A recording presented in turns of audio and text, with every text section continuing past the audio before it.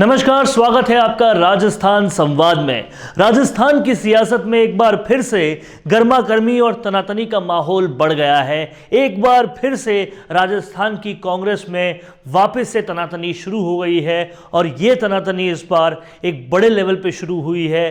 तो जो दो गुट है कांग्रेस के, उन दोनों ने आपस में सोशल मीडिया पर वॉर शुरू कर दिया है और जाहिर तौर पर ये तूफान से पहले की पहली सुनामी आप इसको कह सकते हैं। क्या कुछ हुआ है, कैसे इसको समझेंगे, ये आप जानेंगे राजस्थान संवाद के इस विशेष प्रसारण में, जिसमें हम आपको राजस्थान की राजनीति को पूरी गहनता से न सिर्फ बताते हैं बल्कि समझाते हैं। अब आप ये समझिए कि राजस्थान का रण अब कुछ इस तस्वीर से शुरू हुआ है। राजस्थान का जो पूरा रण है राजनीति का, वो कुछ इस तस्वीर से शुरू हुआ है। ये हम पहले से जानते हैं कि ये जो दो बड़े चेहरे हैं राजस्थान की राजनीति के, इन दो बड़े चेहरों में बहुत पहले से लगातार रिफ्ट देखने को मिला है। लगातार जब से ये सत्ता शुरू हुई है, जब से इस सत्ता का कार्यकाल शुरू हुआ है, इन दो बड़े दिग्गजों में हमेशा हम लोगों को पॉलिटिकल लड़ाइयाँ देखने को मिली है, बयानबाजियाँ देखने को मिली है। कभी पर्दे के आगे होती थी तो कभी पर्दे के पीछे होती थी, लेकिन अब इन दोनों के खेमों से एक बड़ी लड़ाई सामने आई है, जिसमें विधायक इंदिरा मीणा ने सीधा सीधा शिक्षा मंत्री और पीसीसी चीफ गोविंद सिंह डोटासरा पर एक बड़ा आरोप लगाया है। अपनी ही पार्टी के मुखिया, राजस्थान के मुखिया, पीसीसी चीफ पर और शिक्षा मंत्री पर सीधा सीधा आरोप लगाया और वो आरोप वाकई बहुत बड़ा है। आपको मैं वो आरोप दिखाता हूं। उन्होंने साफ साफ अपने ऑफिशियल फेसबुक अकाउंट पर, जब फेसबुक अकाउंट पर ये राइट होता है तो इसका मतलब ये है कि ये ऑफिशियल फेसबुक अकाउंट है इंदिरा मीणा का, जो कि सवाई माधोपुर इलाके से विधायक है। और ये साफ साफ लिखती है कि माननीय मुख्यमंत्री श्री अशोक गहलोत साहब के नेतृत्व में इन्होंने ये एक दूसरा पोस्ट है, लेकिन इनका जो वो पोस्ट है जिनमें इन्होंने साफ साफ लिखा है कि क्या कुछ हुआ था, वो आपको यहां मिल जाएगा। इन्होंने ये लिखा है कि माननीय मुख्यमंत्री श्री अशोक गहलोत साहब के नेतृत्व में कैबिनेट की कल एक अहम बैठक आयोजित की गई। बैठक में जनहित के बहुत अच्छे निर्णय लिए गए। माननीय मुख्यमंत्री महोदय के अनुसार उपखंड बोली और ब्राह्मणवास में पूर्णतः किसान भाइयों के समर्थन में बंद रखा गया। लेकिन मैं एक विधायक होने के नाते एक सवाल शिक्षा मंत्री और प्रदेश अध्यक्ष महोदय से पूछना चाहूंगी। शिक्षा मंत्री, ये जो शिक्षा मंत्री और प्रदेश अध्यक्ष महोदय हैं, एक सवाल शिक्षा मंत्री व प्रदेश अध्यक्ष महोदय से पूछना चाहूंगी। ये दोनों ही कौन हैं वो आप जानते हैं। ये दोनों ही हैं गोविंद सिंह डोटासरा, जो कि माना जाता है कि गहलोत खेमे से हैं। पूछना चाहूंगी कि विधायकों द्वारा जनता की समस्याओं को जब आपको बताया जाएगा तो उसके लिए कितनी बार आपके बंगले पर आना पड़ेगा, और इसके बाद भी क्या यह सुनिश्चित है कि उनके कार्य होंगे या फिर उनके कार्य को कचरा पात्र में डाल दिया जाएगा। अब इसे बहुत गहनता से समझिए। कांग्रेस पार्टी की विधायक, राजस्थान कांग्रेस पार्टी की विधायक राजस्थान कांग्रेस के मुखिया पर आरोप लगाती हुई एड्रेस कर रही है राजस्थान के मुख्यमंत्री को, और फिर कहती है कि लेकिन मैं एक विधायक होने के नाते एक सवाल शिक्षा मंत्री और प्रदेश अध्यक्ष महोदय से पूछना चाहूंगी। आप गौर से देखिए इस पोस्ट को। इसमें पहले एड्रेस किया गया है माननीय मुख्यमंत्री श्री अशोक गहलोत साहब को। मुख्यमंत्री को एड्रेस करते हुए उसी पोस्ट में दूसरे पैराग्राफ में ये लिखती हैं, मैं एक विधायक होने के नाते एक सवाल शिक्षा मंत्री और प्रदेश अध्यक्ष महोदय से पूछना चाहूंगी कि विधायकों द्वारा जनता की समस्याओं को जब आपको बताया जाएगा तो उसके लिए कितनी बार आपके बंगले पर आना पड़ेगा, और इसके बाद भी क्या यह सुनिश्चित है कि उनके काम होंगे या फिर उनके कामों को कचरा पात्र में डाल दिया जाएगा। तंजों से लबरेज है ये, व्यंग्यों से पूरी तरह से भरा हुआ है, तानों से कसा हुआ है ये पूरा इनका फेसबुक पोस्ट, जिससे साफ तौर पर पता चलता है कि ये निशाना शिक्षा मंत्री पर यहां पे दिख रहा जरूर है, लेकिन असल में ये जो चीज है वो एक बड़ी लड़ाई का एक शुरुआत है। बड़ी लड़ाई के पार्ट 2 की एक शुरुआत हम इसको कह सकते हैं, और वो लड़ाई है इन दोनों के बीच में, जहां पर सचिन पायलट ने अपनी विधायिका से गहलोत के बिल्कुल खासम खास शिक्षा मंत्री और पीसीसी चीफ पर हमला बोला है, और यह हमला तूफान से, इस आने वाले तूफान की पहली सुनामी के रूप में आप इसको देख सकते हैं। अब जब यह हमला हुआ उसके बाद पूरी तरह से राजस्थान की सियासत में भूचाल आ गया। अखबार भर गए, टीवी भर गए, विपक्ष के नेताओं को बैठे बिठाए एक मुद्दा मिल गया। जिस तरह कांग्रेस हमेशा देती है वैसे ही उन्होंने बीजेपी के नेताओं को फिर एक मुद्दा दे दिया। और आप साफ तौर पर देख सकते हैं कि राजेंद्र राठौड़ क्या लिखते हैं। कांग्रेस विधायक श्रीमती इंदिरा मीणा जी ने कांग्रेस सरकार और पार्टी नेतृत्व की लचर प्रणाली की पोल खोलते हुए अपनी पीड़ा जगजाहिर की है। कांग्रेस के कुशासन में उनके ही विधायकों, जनप्रतिनिधियों और कार्यकर्ताओं की सुनवाई नहीं करना, फोन नहीं लेना और प्रतिक्रियाएं नहीं देना बेहद दुर्भाग्यपूर्ण है। ये पहली बार नहीं है जब कांग्रेस विधायकों ने अपनी ही सरकार और संगठन को लेकर पीड़ा उजागर की है।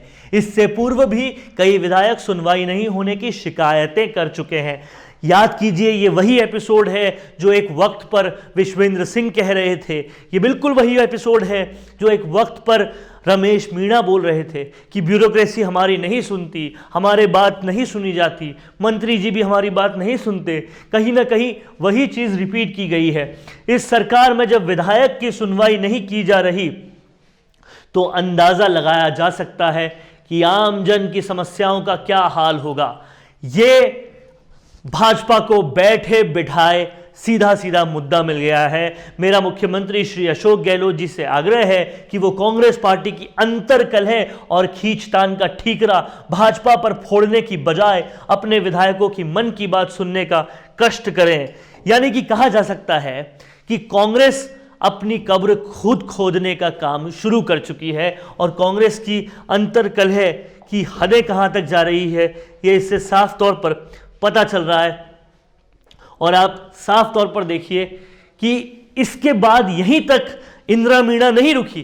कांग्रेस की विधायक शिक्षा मंत्री पर आरोप लगा के, जो कि एड्रेस करके मुख्यमंत्री को लगाया गया था, वो केवल वहीं पर नहीं रुकी। उसके बाद एक निजी न्यूज चैनल को टैग करते हुए उन्होंने आगे और लिखा, इस पोस्ट को आप बहुत ध्यान से पढ़िए, डोटासरा जी आप इस प्रकार की गलत खबरें मीडिया पर नहीं चलवाएं। मैं खुद माकन साहब से मिलने गई थी और मुझे किसी ने तलब नहीं किया था, न ही किसी ने डांट लगाई थी। एक खबर चली किसी निजी मीडिया पर और वो खबर थी कि बयानबाजी के कारण, वो बयान जो उन्होंने अपने फेसबुक पोस्ट पे दिया था, हमने जिसकी पहले जिक्र किया है, बयानबाजी के कारण विधायक इंदिरा मीणा दिल्ली तलब। प्रदेश प्रभारी अजय माकन ने किया था दिल्ली तलब। पीसीसी चीफ के खिलाफ बयानबाजी करने पर लगी फटकार, सार्वजनिक बयानबाजी को लेकर नाराजगी जताई मांकन ने। मनमाफिक ट्रांसफर और इंटरव्यू नहीं होने पर नाराज थी इंदिरा मीणा। ये जब चला तो उन्होंने फिर से एक बार शिक्षा मंत्री पर पब्लिकली सबके सामने एक बार फिर अपनी फेसबुक पोस्ट के वेरीफाइड अकाउंट से लिखा कि डोटासरा जी आप इस प्रकार की गलत खबरें मीडिया पर नहीं चलवाएं। अब आप समझ रहे हैं कि अंतर्कलह का लेवल कहां जा चुका है, आपसी लड़ाई तनातनी का लेवल कहां जा चुका है। अब ऐसे में राजस्थान की सियासी पार्टी को कहां किसी ऑपोजिशन की ज़रूरत है जब अपने घर में ही कब्र खोदने वाले इतने सारे बैठे हैं। और इससे साफ समझ में आ सकता है कि राजस्थान की सियासत का रण जो है वो कहां जा रहा है। इनकी टीम से ये और इनकी टीम से ये लड़ना शुरू हो चुके हैं, जो कि बता रहा है कि आने वाले तूफान की ये पहली सुनामी है जो आ चुकी है। अब देखना यह होगा कि आलाकमान जिस तरह से पहले उन्होंने मामले में अपना पक्ष रखकर उस मामले को सुलझाया, अब क्या करती है, क्योंकि अभी तक जो दिख रहा है वो सिर्फ टालम टोली है। ना अभी तक राजनीतिक नियुक्तियां हुई है, पीसीसी में पोस्ट होल्डर्स नहीं है, खाली पड़ी है पीसीसी। ना अभी तक आयोगों में कोई नियुक्तियां हुई है, आयोगों के अध्यक्ष नहीं बने, ना मंत्रिमंडल फेरबदल हुआ है। उस वक्त के एपिसोड में जो पर्यटन मंत्री, जो खाद्य मंत्री निकले थे, उनकी पोस्ट अभी तक खाली पड़ी है, कुर्सियां अभी तक खाली पड़ी है। टालम टोली का रवैया बहुत बड़ा हो चुका है। उस रवैये की वजह से पंचायत चुनाव में मुंह की खा चुकी है ऑलरेडी कांग्रेस, और तनातनी का लेवल भी अब सारी चरम सीमाएं पार कर चुका है। अब नहीं जागोगे तो कब जागोगे, ऐसा सब लोग, सारे कार्यकर्ता पूछ रहे हैं कांग्रेस पार्टी के आलाकमान से, लेकिन देखना ये होगा कि आलाकमान कब इस बात को सुनती है और कब इस तूफान के पहले अंदेशे को देखने के बाद भी कब जागती है। ये वाकई बड़ी बात होगी। ऐसे ही राजस्थान की राजनीति की अपडेट्स पाने के लिए, पूरी खबरों का निचोड़ पाने के लिए, खबरों को समझने के लिए और खबरों के अंदर क्या छुपा है ये समझने के लिए आप लोग देखते रहिए राजस्थान संवाद। हम ऐसे ही आपके लिए राजस्थान की खबरों का विश्लेषण लाते रहेंगे। धन्यवाद। मैं कहती हूँ कि घर में नया फर्नीचर लगा लो और वो मोबाइल देखते रहते हैं। मैं कहती हूँ कि मुझे नई ज्वेलरी दिला दो और वो फिर भी मोबाइल देखते रहते हैं। फिर मैं कहती हूँ बच्चों को नए टॉयज़ तो दिला दो और वो फिर भी मोबाइल ही देखते रहते हैं। इसके बाद जब मैं उनको मोबाइल देखने के लिए टोकती हूँ तो पता चलता है कि वो जो मोबाइल देख रहे थे ना, उसमें वो दरअसल फर्नीचर, ज्वेलरी और टॉयज़ लेने के लिए गूगल पर सर्च कर रहे थे। जाहिर सी बात है, ये केवल हमारे साथ तो नहीं हो रहा। सोच कर देखिए तो अधिकतर लोग कुछ भी लेने से पहले गूगल ज़रूर चेक करते हैं और गूगल पर इन सारी चीज़ों के वीडियोस को देखकर वो अपनी शॉपिंग डिसाइड करते हैं।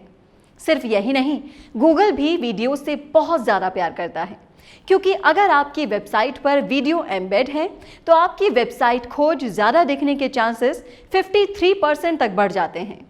कस्टमर्स पर हुए सर्वे के मुताबिक ये पता चला है कि 74% बायर आपकी एक्सप्लेनर वीडियो देखकर आपके प्रोडक्ट्स में इंटरेस्टेड होते हैं और वीडियो देखने के बाद एक सफल कस्टमर में बदल जाते हैं।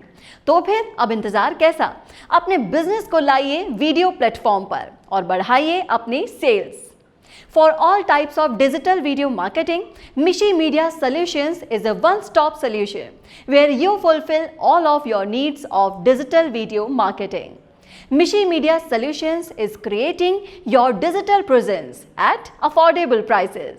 For more details, call 9549700549 or mail mishimediasolutions@gmail.com.